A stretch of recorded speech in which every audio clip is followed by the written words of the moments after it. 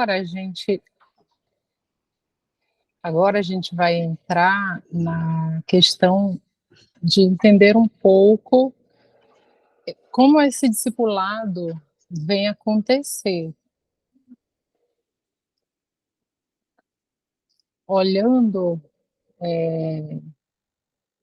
para um modelo de exemplo, né, que eu peguei para ver como que a gente faz essa separação, como é que a gente traz esse entendimento da cosmovisão nesse nosso discipulado.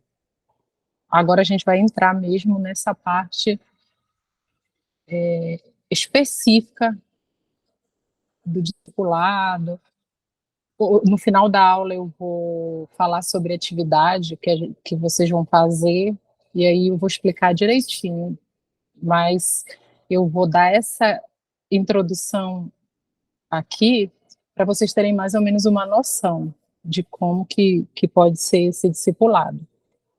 A gente vai discipular, digamos que chegou na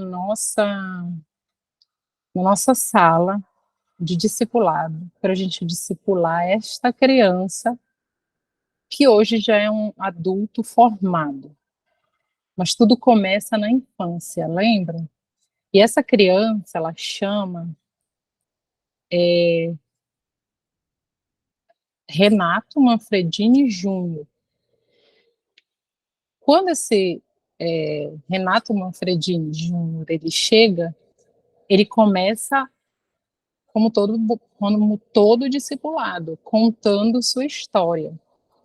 E aqui é muito importante a gente ter em mente de escutar os nossos discipulando. A gente, como discipulador, a gente fala discipulado. E eles, como estão recebendo o discipulado, chamam discipulando. Então, como no nosso discipulado, a gente vai falar com o nosso discipulando, Renato Manfredini Júnior.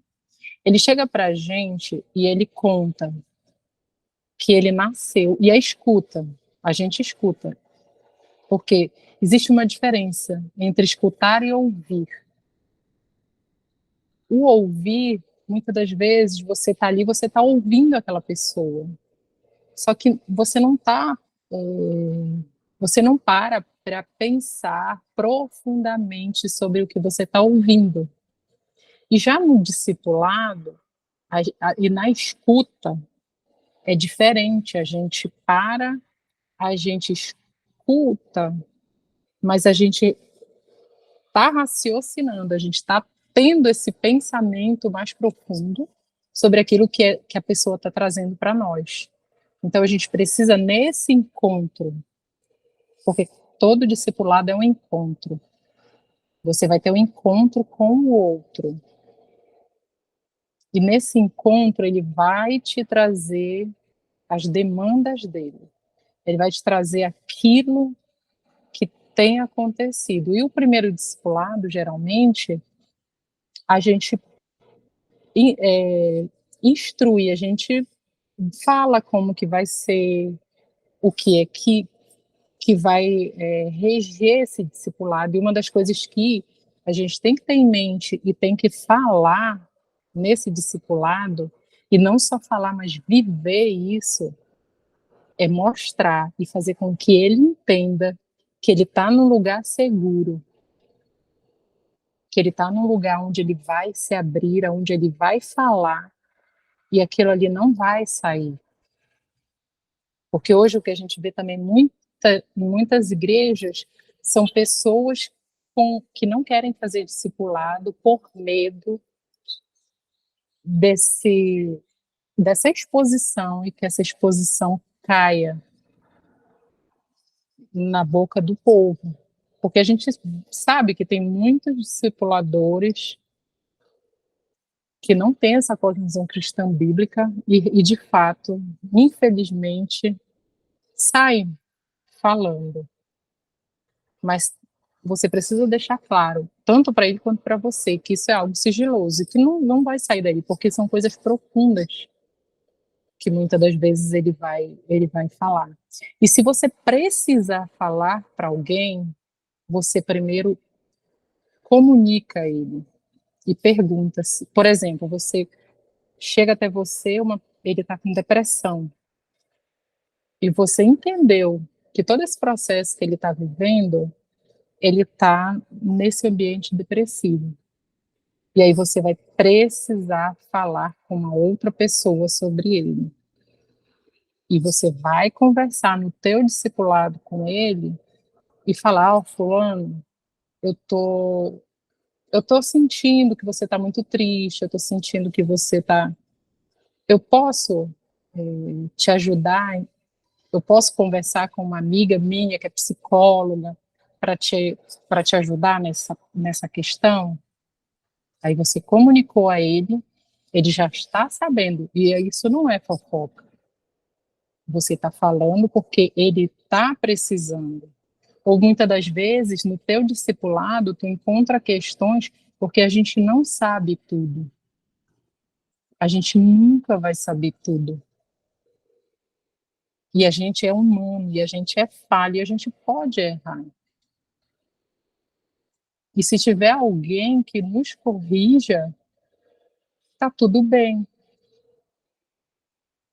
Mas, às vezes, ele vai precisar, ele traz questões que estão muito além daquilo que você consegue ajudar. Então, você vai precisar levar ele para o pastor, por exemplo. Você comunica a ele: olha, você trouxe essa questão teológica, eu não sei como. Você pode pesquisar. Agora, se você não se achar seguro para estudar sobre aquilo, para pesquisar sobre aquilo, para levar uma resposta para ele, porque nós, como discipuladores, a gente precisa estudar. Se você atende uma pessoa com uma certa demanda que você não sabe, você vai estudar. Se você não sabe sobre depressão, tem ótimos estudos no Google Acadêmico, que são, a gente chama de... Ai, tem um nome, agora me fugiu, mas tem vários publicações que pessoas que fazem doutorado, mestrado, elas deixam aquilo ali para as outras pessoas aprenderem também. Estudos acadêmicos. Você pode pesquisar ali sobre depressão. Tem livros que falam. Agora, se você mesmo assim, não consegue apta aquilo, assim como nessa questão da depressão que você vai estudar, você pode estudar esse tema teológico, mas você pode também contar com o teu pastor. Chega para o pastor: olha, pastor, surgiu no meu discipulado uma questão sobre isso e isso, eu não tô apta a entrar nesse assunto.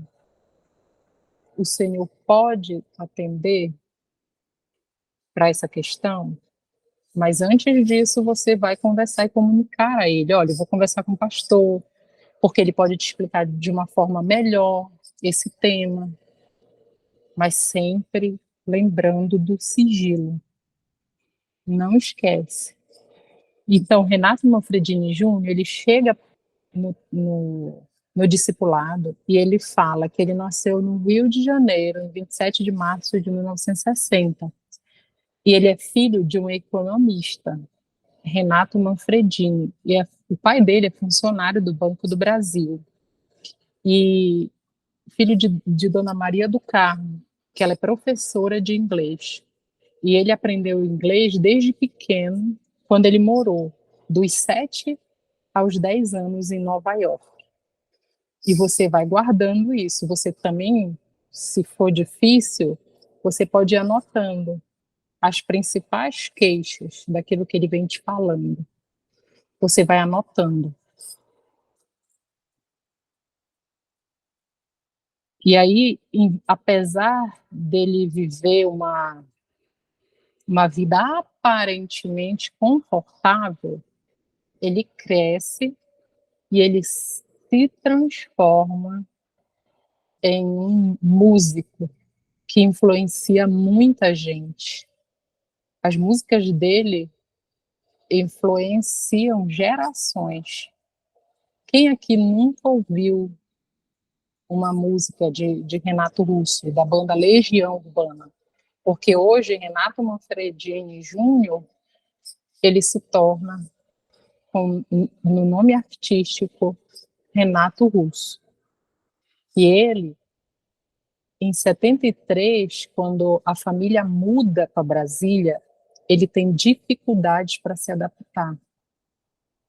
Essa dificuldade de adaptação dele, na adolescência, no próximo slide dá para a gente acompanhar. Ele sofre de epifisiólise, que é uma doença que ela ataca o osso da coxa.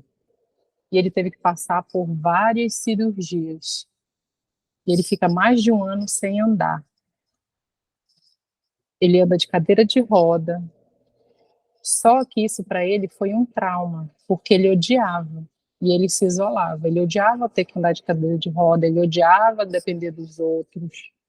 Isso tudo ele traz, isso tudo que ele tem falado é importante, porque dessas falas dele, a gente pode conseguir encontrar várias respostas para o que ele tem vivido hoje. Porque muitas das coisas, muitas das questões, lembra, são firmadas desde a infância. Isso deixa raízes profundas. Essa questão dele, dessa não aceitação dele na cadeira de rodas, traz traumas profundos que ele vai refletir em grupo, porque com isso ele se isola. Então ele monta no início, quando ele chega em 73 em Brasília, ele monta uma banda que chama Aborto Elétrico. Essa banda foi antes da banda Legião, antes dele montar a banda Legião Urbana. E a relação com os pais e a família dele não era das melhores. E ele fala. Essas falas eu tirei de uma pesquisa que eu fiz sobre a vida dele, que foi um trabalho de conclusão da escola de Cosmovisão.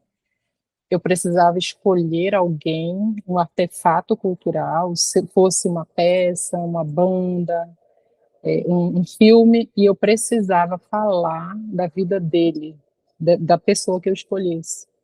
E eu escolhi ele para mostrar essa questão da depressão, como que a mídia, como que a banda dele e as coisas que ele via, as coisas que ele ouvia, influenciava na cosmovisão dele, no modo dele pensar e agir. E como que ele começou com essa depressão e para o que ele foi levado. Então, eu fiz uma pesquisa longa sobre ele, vendo várias reportagens, várias entrevistas, lendo essa frase que eu vou ler, esse relato dele que eu vou ler agora, está escrito no diário dele.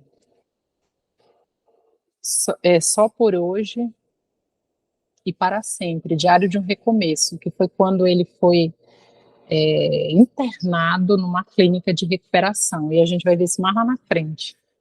Ele fala, aí a relação essa foi a conclusão, né? Que a relação com os pais e a família não eram das melhores. Então ele não se dava bem. Isso é importante quando a gente vê no nosso discipulado.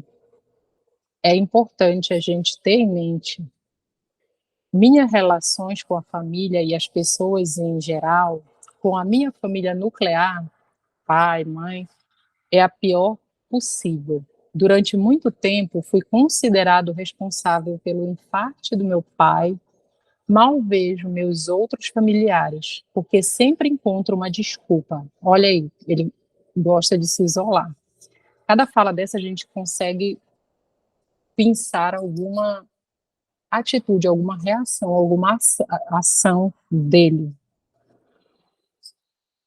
Já que sou tímido, sempre bebi em tais encontros para descontrair, ou mesmo aturar situações entediantes. Eu achava e tenho a sorte de ter uma família muito unida, amiga e saudável, até em suas relações. E me comportava como um idiota depois da sexta dose. Já quebrei coisas, disse o que não devia, agredi pessoas, física e verbalmente. Viu como a reação dele por falta de uma boa relação com os pais, o que traz e o que acarreta para ele? No próximo slide, ainda no Trovador Solitário, ele os, as pessoas que eram da banda com ele relatam que ele era uma pessoa difícil de lidar. Os companheiros de banda dele falavam isso. Por conta desse isolamento dele, talvez ele tenha se tornado uma pessoa muito egocêntrica. Mas isso é tudo análise, talvez. Né? A gente não pode afirmar com certeza, mas tudo indica. As falas dele dão a entender isso. E ele fala, gostava de se isolar, ele era de poucos relacionamentos, depressivo, ele pensava em tirar a própria vida. Isso ele relata no diário dele. Por exemplo, ele escreveu músicas, Eduardo e Mônica, música urbana, Faroeste Caboclo. Se você vai para essas letras, são músicas melancólicas. E ele se alimentava de coisas melancólicas que afundavam ele a cada dia. E ele fala, no próximo slide, a gente vai ver outro relato que ele traz no nosso discipulado. Talvez devesse estar vivendo em vez de ficar em casa lendo W.D. Auden, por exemplo. Então, ele deixava de se socializar com as pessoas para estar em casa, se isolando e lendo. Uma coisa eu sei, por vezes a leitura de jornal me servia como desculpa para a minha dependência. Exemplo, este mundo está um horror, inominável mesmo. Então posso muito bem fugir e me entorpecer. Ele era, ou seja, ele era sensível às dores da humanidade, tanto que se você vai pegar músicas dele, ele fala muito sobre o que estava acontecendo no país naquela época, ele fala sobre muita coisa da realidade dele, ele estava no tempo de ditadura. E como ele era uma pessoa muito sensível, ele via os jornais, ele lia crimes, ele lia coisas ruins, e isso deprimia ele. E aí isso era uma desculpa que ele dava para ele mesmo, para que ele usasse drogas, para que ele se embriagasse. Isso tudo já consciente. Hoje ele tem essa consciência, no momento que ele traz essas falas para o nosso aconselhamento. E aí ele continua. Lembro que o que mais me chocou foi a morte de um dos amigos, um eletrocutado e o outro afogado ao tentar salvar seu amigo.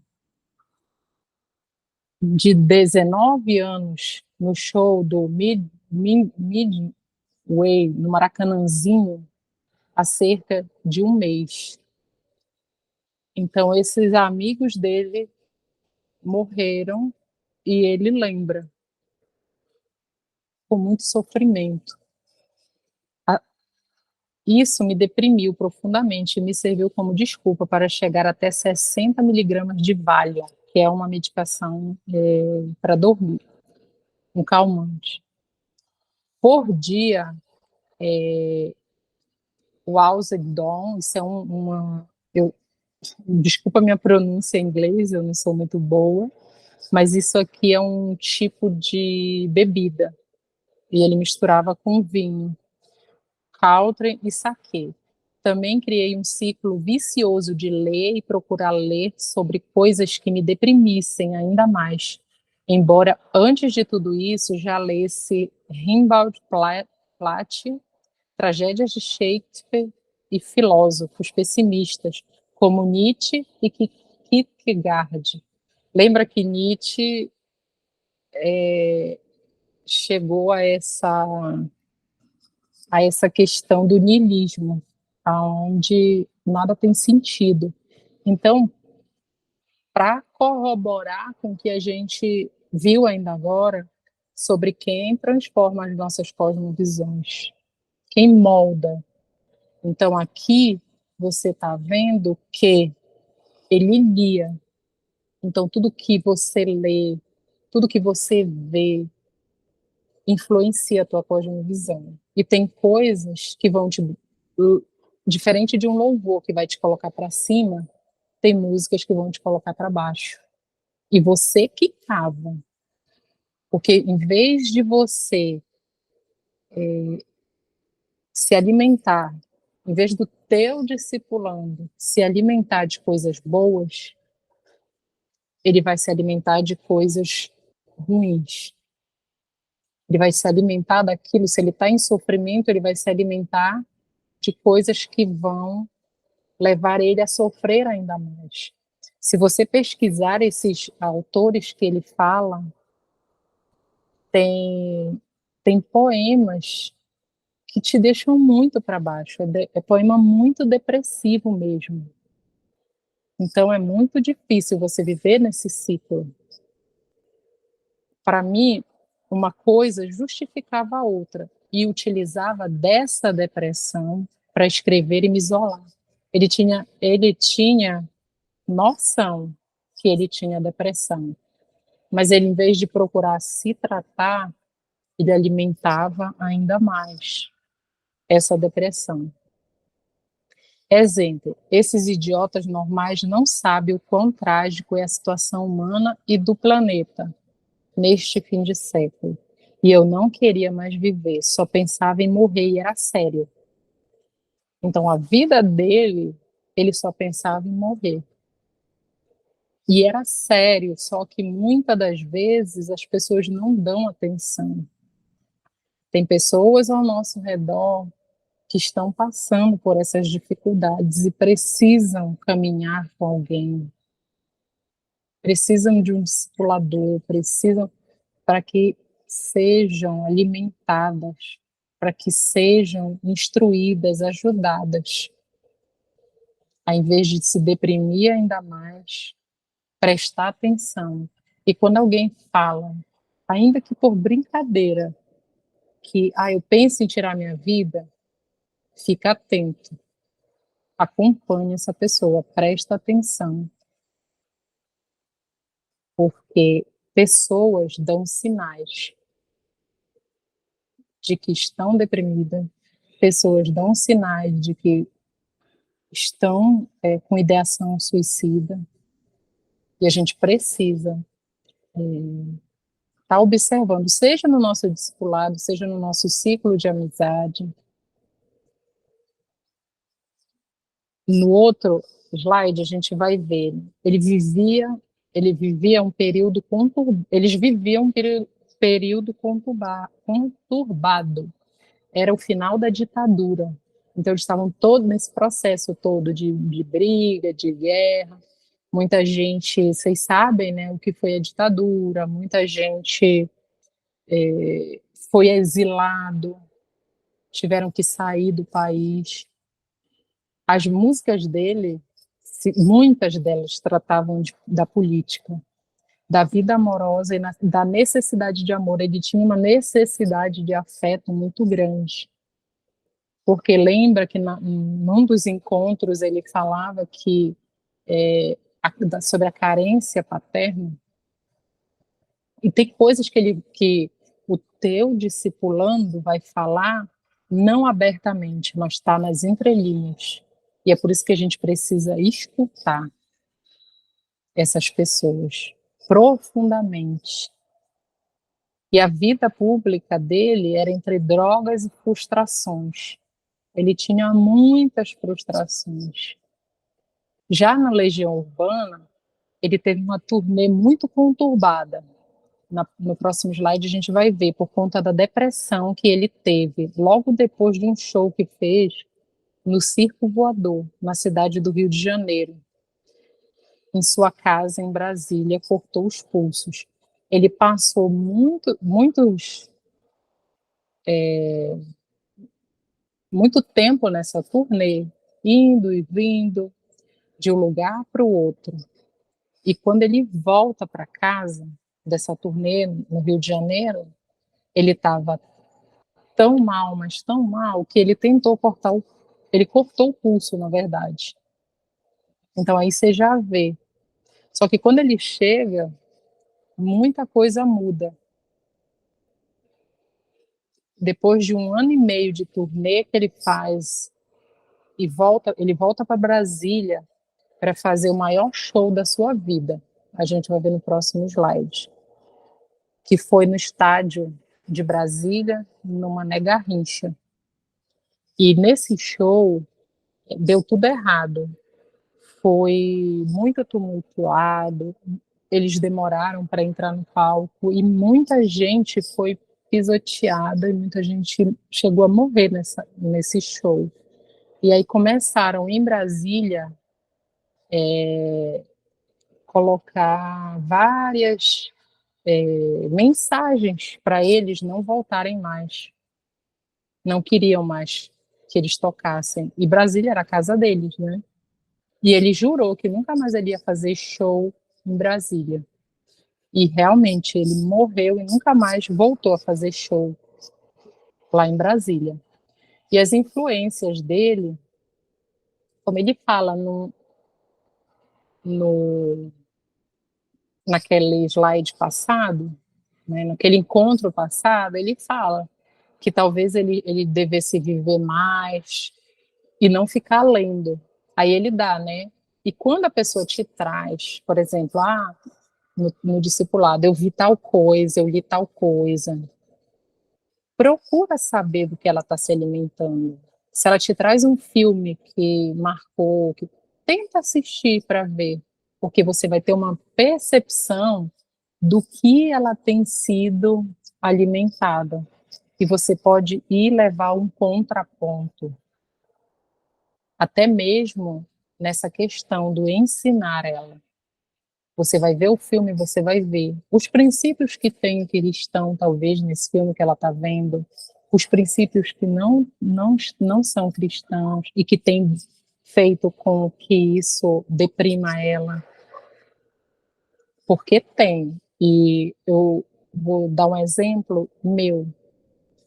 Eu via uma série, eu via só por conta das cirurgias. Como eu sou da área de enfermagem, eu gostava de ver porque eles aparecia muita cirurgia e parecia que era real mesmo, cirurgia aberta e tudo, que era Grey's Anatomy. Só que eu estava me alimentando disso, o que que aconteceu? Aconteceram duas coisas, porque quando você vai para frente da TV e você vê alguma coisa, muitas das vezes você vê para se distrair, só que quando você vê os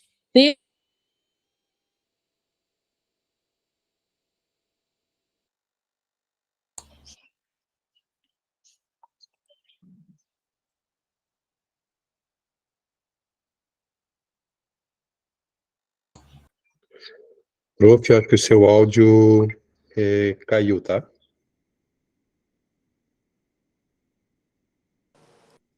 melhorou? Sim, ele só tinha caído por uns segundos. Ah, tá. Então, eu estava vendo, né? E muitas das vezes a gente está vendo ali para se distrair e se desliga. E às vezes até esquece dos nossos princípios.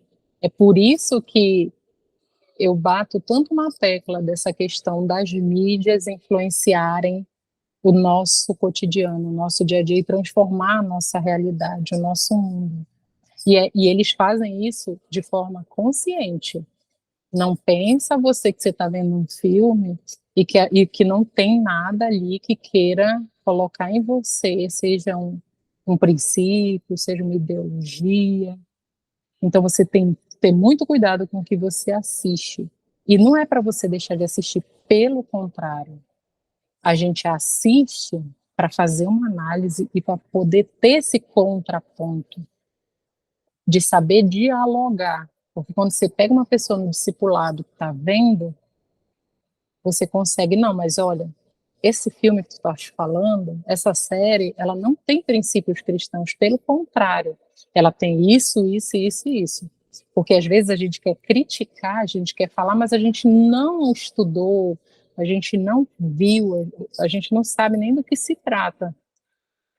E tem como você até ver resenha, tem como você ver pessoas que comentam sobre isso, busca pessoas com princípio cristão falando sobre isso. Hoje a gente tem muitos teólogos bons na, no YouTube. Pode falar.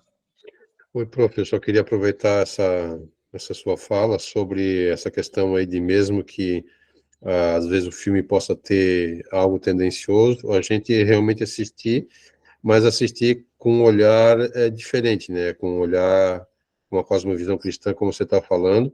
Eu me lembro de uma vez quando a gente estava ministrando para os jovens, logo que saiu, faz alguns anos atrás, o filme o Código da Vinci, e foi uma Uhum. polêmica muito grande e tal, e eu peguei um material, a gente montou uma série de perguntas, fomos assistir o filme juntos, e depois a gente montou um trabalho para que eles respondessem e falassem para a gente o que eles entenderam do filme, e depois a gente aplicou a palavra, né, uma cosmovisão bíblica, para que eles enxergassem os pontos que eram perigosos, tendenciosos, Uhum. anticristãos e problemáticos. Então, isso aí que está falando, eu acho que é muito importante, não só porque a gente se diz crente, ou vai transparecer a imagem de estar pingando santidade, que a Uhum. gente não vai participar e assistir, né?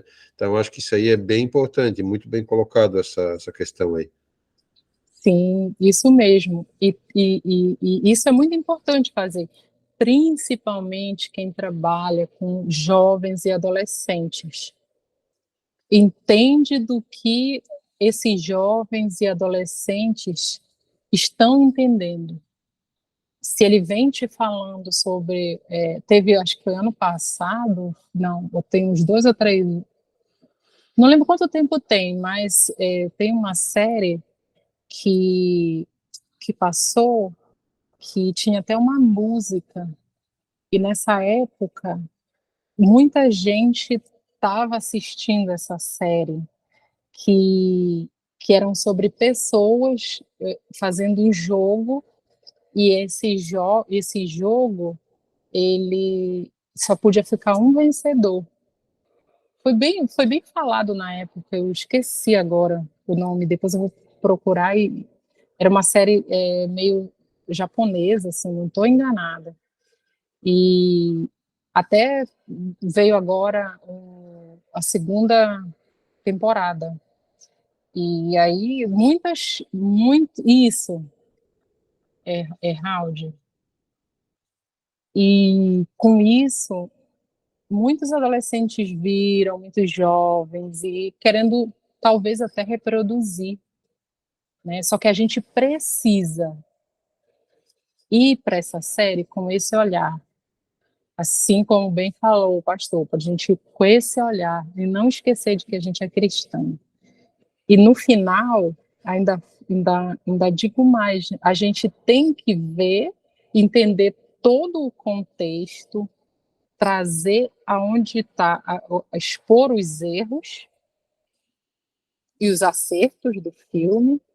Isso a gente chama de interpretação e reinterpretação. A gente faz na escola, toda segunda-feira na escola de televisão, a gente vê um filme e traz, e a gente tem que responder, né, as questões, todas aquelas questões que a gente passou ontologia, axiologia, teleologia, do filme, a ontologia, e no final a gente tem que trazer a redenção para ali.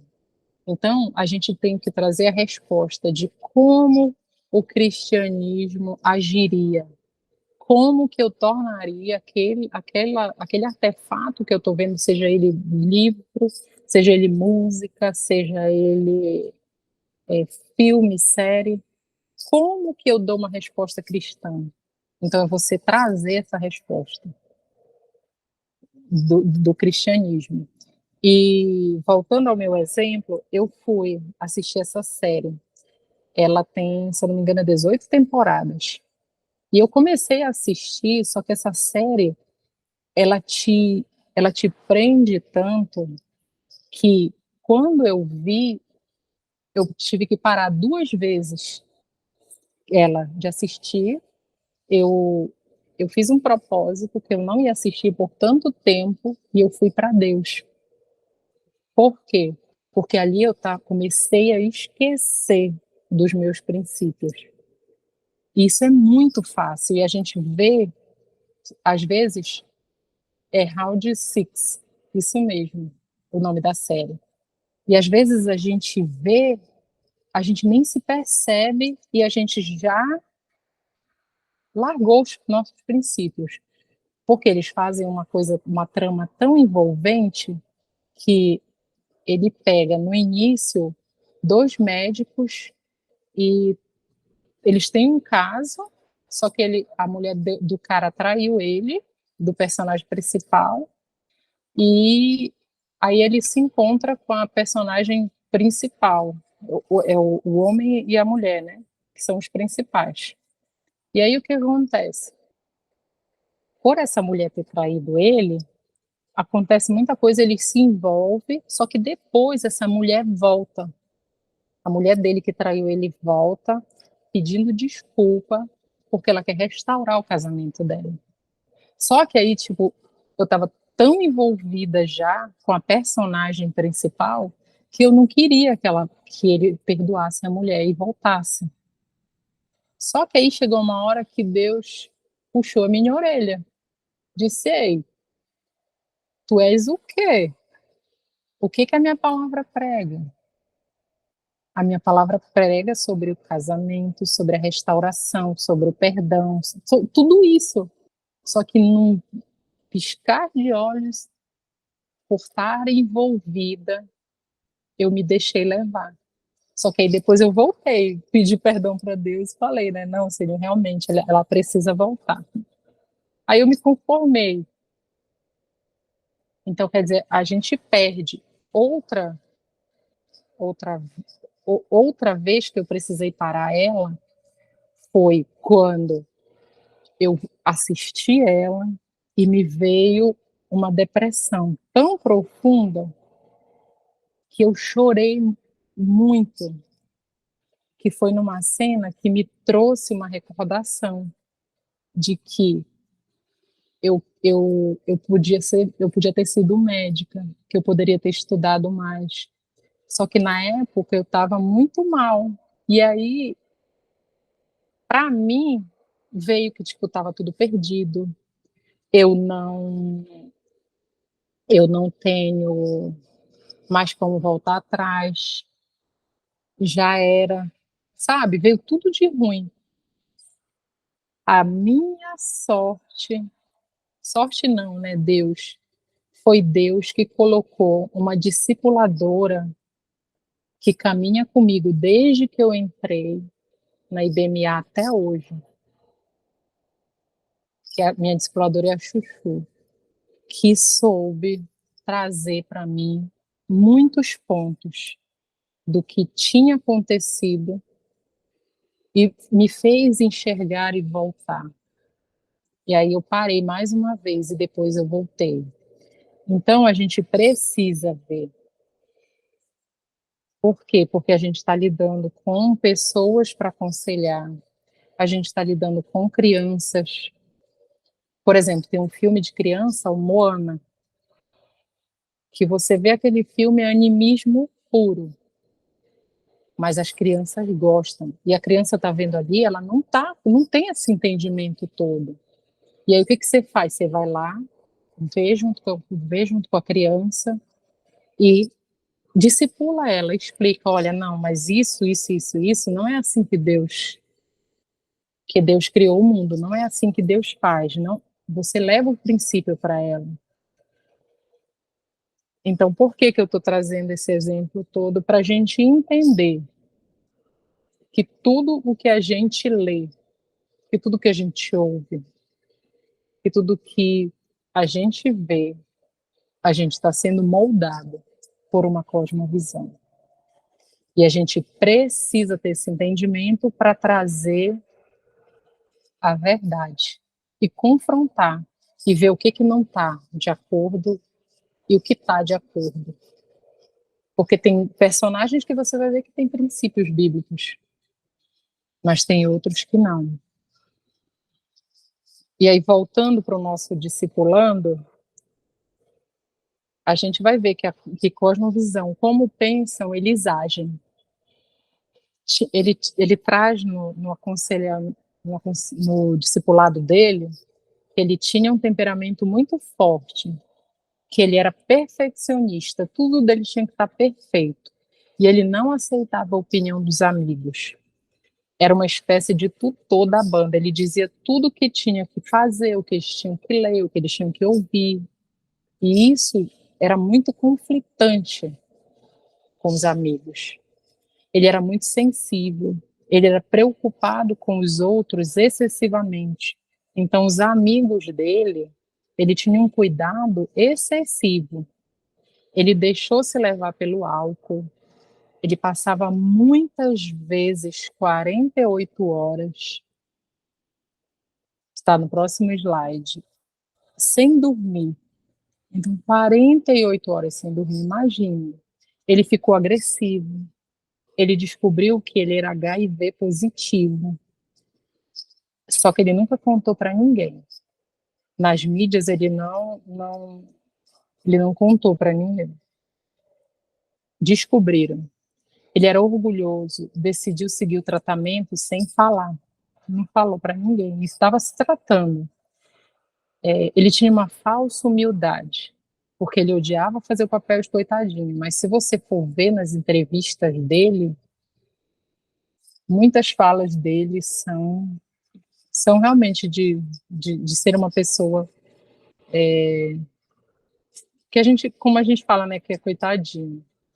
Ele era homossexual, mas ele também nunca assumiu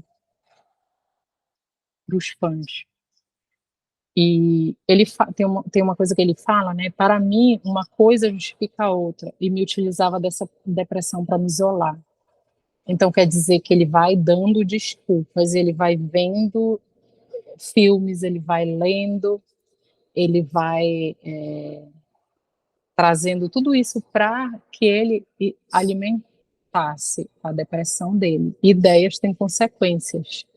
Ele sabia que o mundo era trágico e, na verdade, ele via muito essa tragédia. Então, era o que mais ele porque a gente tem dois lados, né? Quando você olha a realidade, você sabe que a realidade é ruim, que tem muita coisa que precisa melhorar, mas você tem um contraponto de entender que também tem muita coisa que já melhorou, tem muita coisa boa.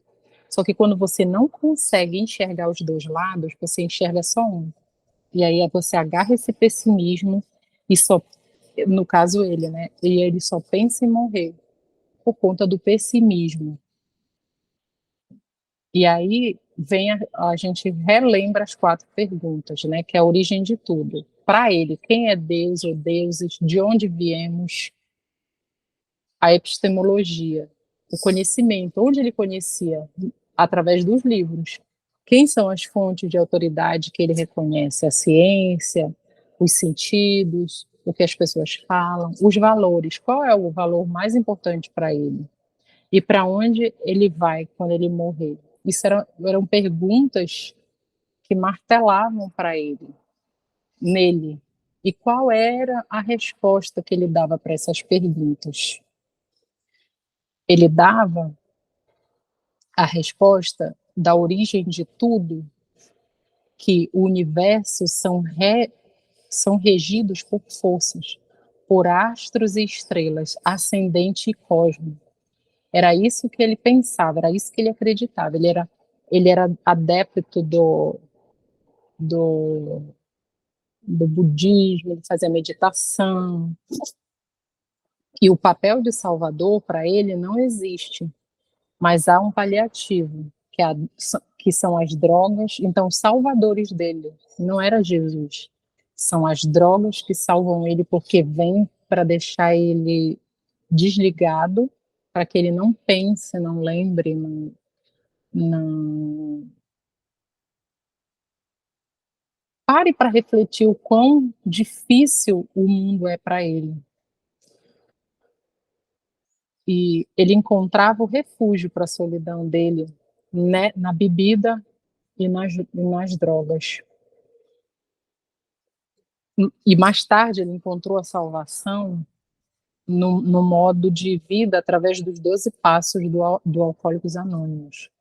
Então ele fez Alcoólicos Anônimos, ele se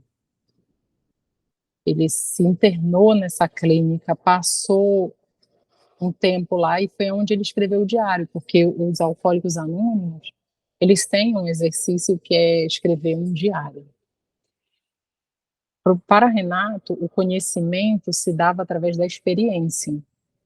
Tanto que ele tem uma música que ele canta, que ele fala, eu gosto de meninos e meninas.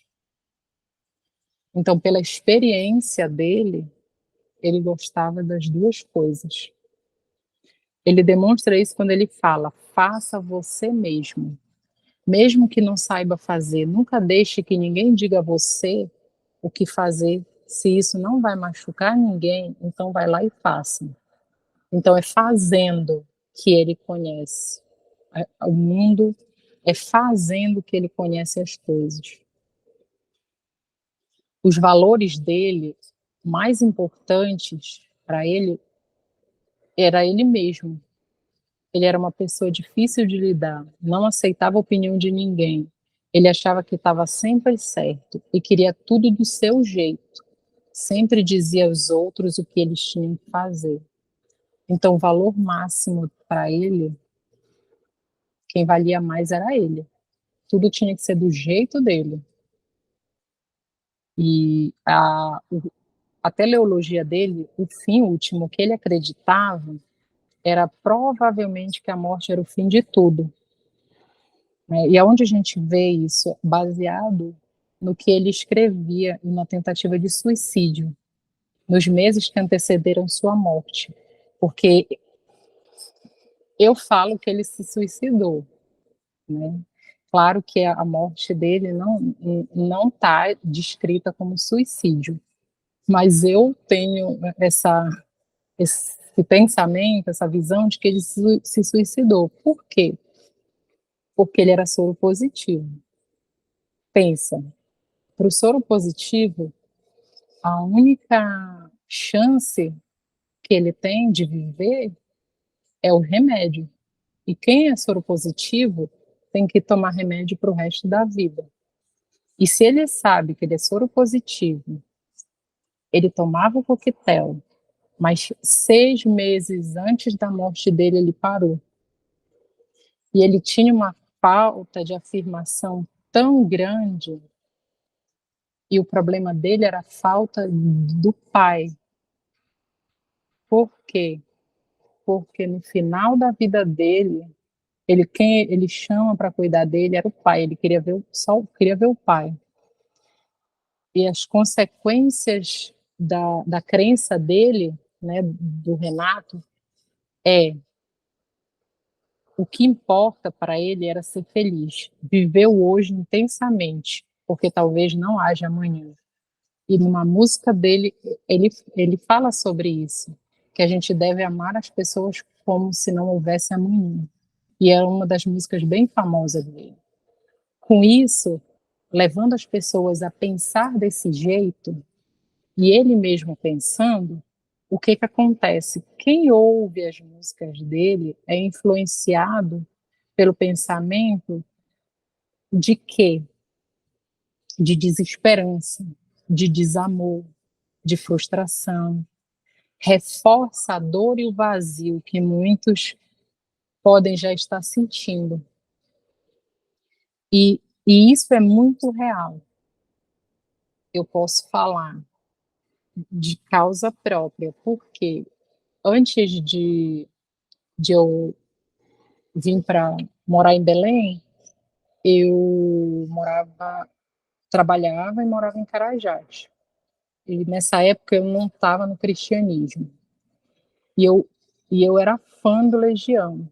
Tanto por isso que eu estudei a vida dele para entender o porquê de tudo isso, né? E o que que aconteceu comigo? Eu tive um problema de saúde na coluna e eu tive que ser afastada. E com isso eu não aceitei e entrei em depressão profunda. E todos os dias eu me alimentava das músicas dele. Eu ouvia essas músicas para me deprimir ainda mais. E, e eu posso te dizer com toda certeza que isso me alimentava e me fazia ficar nesse ciclo até querer tirar minha vida. Mas graças a Deus hoje eu estou aqui para contar a história, porque Deus, ele é maior, ele age na nossa vida.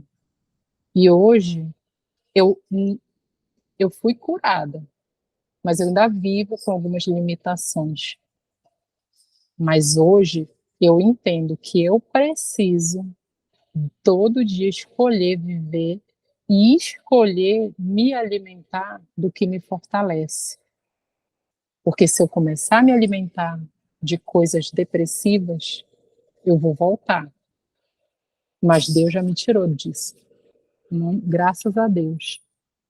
Então, por que que a gente está entendendo tudo isso? Porque a gente precisa, nos nossos discipulados, prestar atenção, entender o que que essa juventude, o que que essas crianças, o que que esses adolescentes estão sendo expostos.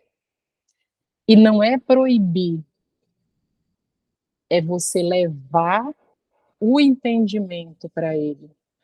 É você fazer com que ele enxergue do que ele está se alimentando e que aquilo ali não está trazendo benefício para ele. É o Espírito Santo que vai convencer.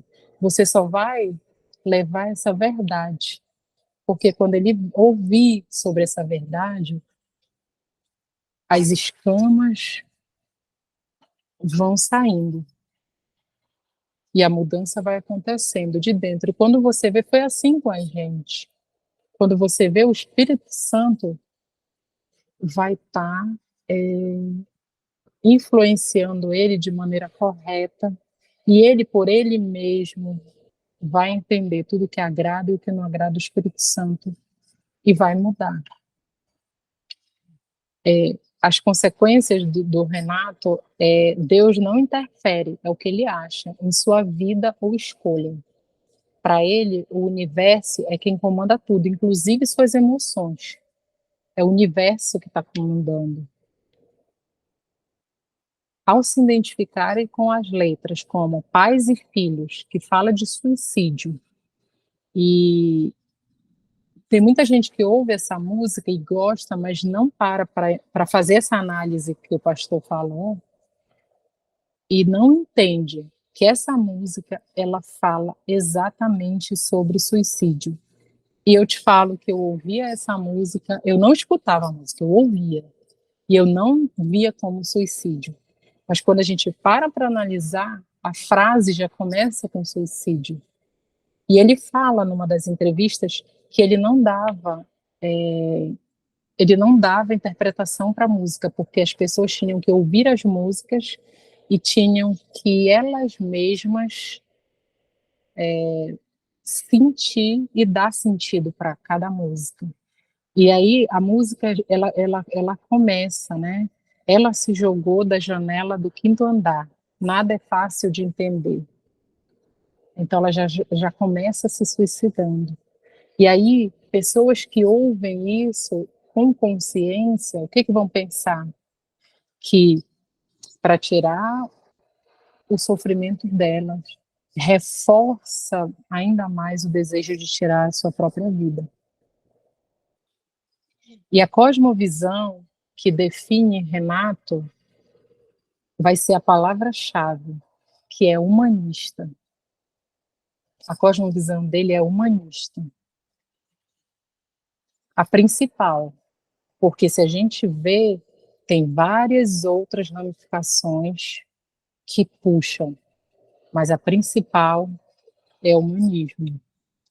E a resposta no nosso discipulado para o Renato, para o meu, para o teu, seria o quê? A gente ia explicar para ele que a origem de tudo, que o universo ele foi criado por Deus e que os seres humanos são criados à imagem, personalidade, inteligência, moralidade e criatividade. Deus existe e é Ele quem criou e sustenta todas as coisas, como a gente vê em Gênesis 1. Portanto, o que Ele controla o universo, os astros, não têm influência e nem dominam sobre o homem. Quem domina é Deus. Deus é o centro de tudo. E é isso que a gente tem que, no nosso discipulado, fazer com que ele entenda. Que não é o universo que governa. Quem governa é Deus. O conhecimento, a gente pode dar resposta no discipulado para ele, que Deus deu ao homem a capacidade de conhecer. Ele se comunica com a própria criação, que a gente pode conhecer através da revelação da criação e das escrituras que ele deixou. E que em Jeremias 17:9, a Bíblia fala que o coração do homem é enganoso. Portanto, ele não deve agir segundo o coração nem as emoções dele. Porque o homem caiu, né? E quando o homem caiu, pecou, as emoções dele agora são fruto da queda.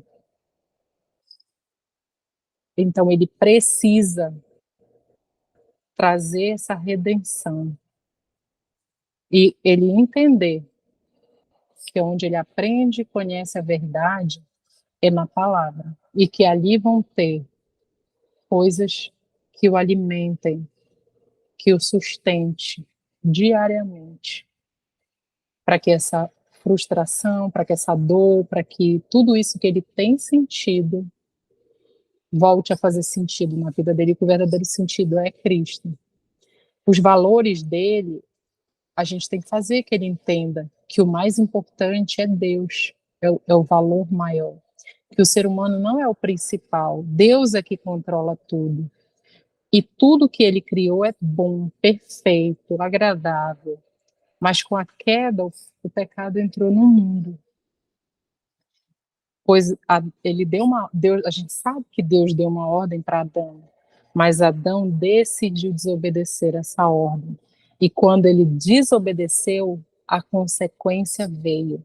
A consequência das dores, do sofrimento. Mas ele tem que ter em mente que, segundo a palavra diz, Cristo ele vai voltar. Como diz em Apocalipse 21, e toda dor, toda morte, todo sofrimento vai acabar. E a gente tem que levar essa esperança para que ele consiga, com essa esperança, enfrentar esse sofrimento. Porque muitas das vezes o sofrimento ele faz parte de uma natureza caída. Mas a gente tem que encontrar beleza, graça, misericórdia através do sofrimento. Porque o sofrimento, muitas das vezes, a gente não vai saber explicar. Mas Deus controla tudo e Ele sabe de todas as coisas. E se Ele permite que a gente passe por essa prova, por essa dor, por esse sofrimento, Ele vai nos dar o sustento e o alimento diário.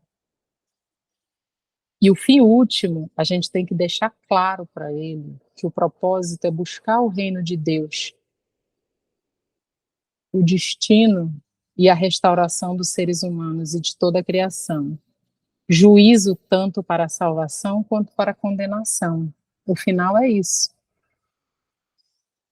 E o fim de tudo não é a morte, como a palavra diz em 1 Tessalonicenses 4, 16 ao 18. Afirma que Jesus logo voltará e virá para julgar a todos. Mortos ressuscitarão primeiros e depois os vivos. Mas todos vão ter que prestar contas dos seus atos. Tirar a própria vida não é a solução, pois a morte não acaba com o sofrimento. O que acaba com o sofrimento é Cristo. E por quê, Renato? Né? Em 11/10/96, Renato Russo morreu em consequência de uma complicação causada pela AIDS. Ele era soropositivo desde 1990, mas jamais revelou publicamente.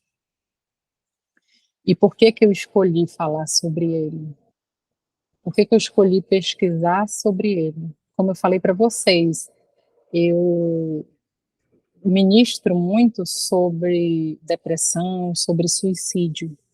E hoje o que a gente vê são pessoas sofrendo calada nas nossas igrejas.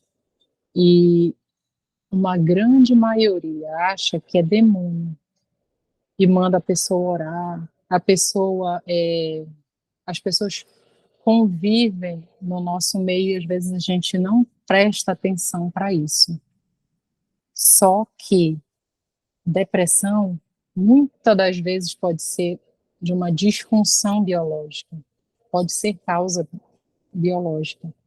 Eu não descarto a possibilidade de os demônios atuarem, porque a gente sabe que quando a gente dá brecha, quando a gente está fraco, o inimigo ele está ao nosso derredor. Então, muitas das vezes ele pode usar essa nossa depressão, essa nossa fraqueza, a nossa fragilidade para atuar.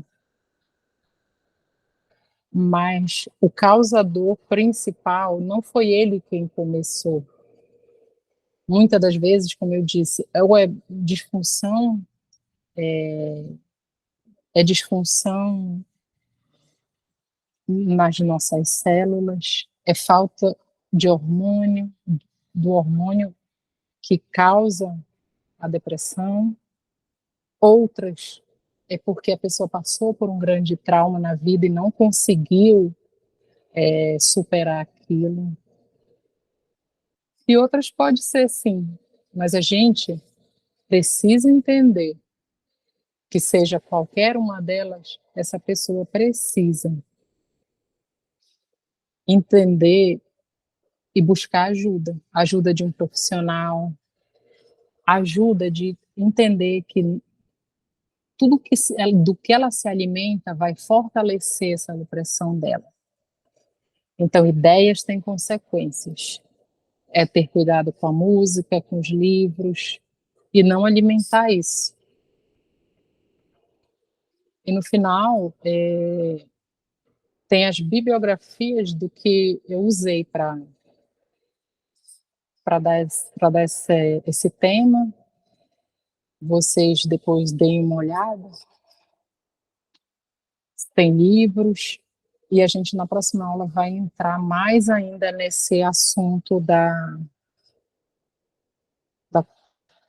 do discipulado. E agora eu vou passar atividade para vocês que vai estar sendo colocada no portal de vocês. E eu vou dar uma passada com vocês, mais ou menos no que vai ser. Eu separei 2 estudos de caso, 2 pessoas para que vocês discipulem. Vai funcionar como? Vocês vão fazer um simulado, como se essas pessoas chegassem para vocês e relatando esses fatos. A partir desses fatos, vocês vão desenvolver um discipulado com elas. Vocês podem criar falas, respostas, perguntas para elas. E enquanto eu estou abrindo aqui o slide, eu queria saber se alguém tem alguma pergunta, se ficou claro, como é que está para vocês, se faz sentido, se não faz. Eu queria ouvir um pouco isso de vocês. Se alguém quiser falar.